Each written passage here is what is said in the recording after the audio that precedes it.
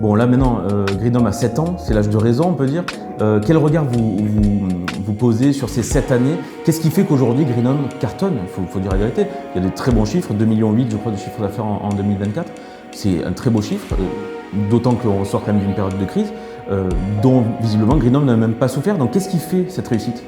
Déjà, on est répartis sur 6 agences, et bientôt 7. Donc Marseille, Pays d'Aix, Aix-en-Provence, Sanary sur mer, mais aussi Paris et bientôt Osgore. Donc l'idée aussi, c'est cette répartition et cette évolution, ce développement permet d'avoir des interactions entre nous, entre les villes. Comme disait Cyril, on a des avis clients qui sont importants, le nombre de biens qui sont vendus qui sont importants. On a réalisé 250 ventes en 2024. On a réalisé depuis 2018 quasiment 13 millions d'euros de chiffre d'affaires. Aujourd'hui, on a une notoriété, une assise qui nous permet d'aller chercher du développement, d'aller chercher des ouvertures de villes pour nous permettre d'avoir des interactions et du business entre nous.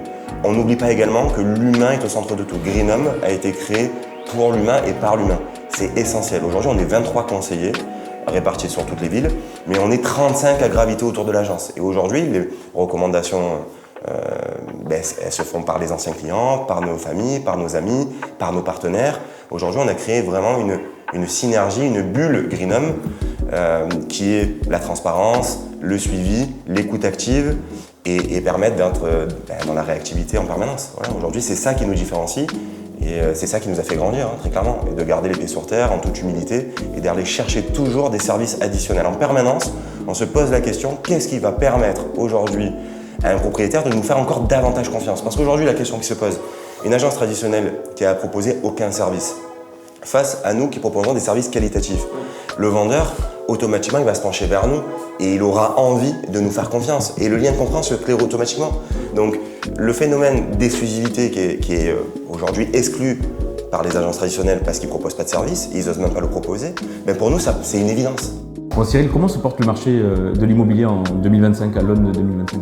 Alors, c'est un marché qui est en pleine mutation. Le monde bouge, les individus aussi. Notre présence sur plusieurs territoires va permettre de favoriser les échanges, les interactions entre agences.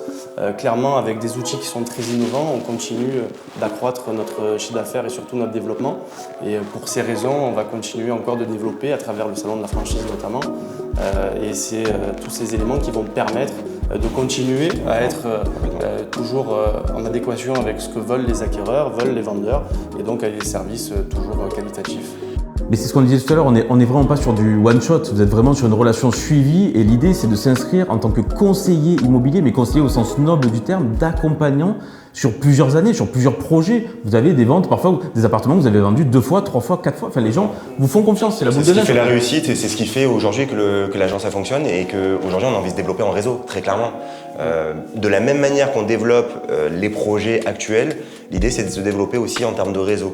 On va le voir par la suite, c'est de proposer des formations, c'est de proposer une véritable attention, tout se fait au feeling, très clairement. Donc l'idée c'est d'avancer, d'aller encore plus loin dans cet objectif et on a besoin de nouvelles personnes, de nouveaux candidats, de personnes innovantes, enrichissantes qui vont faire grandir aussi Greenham.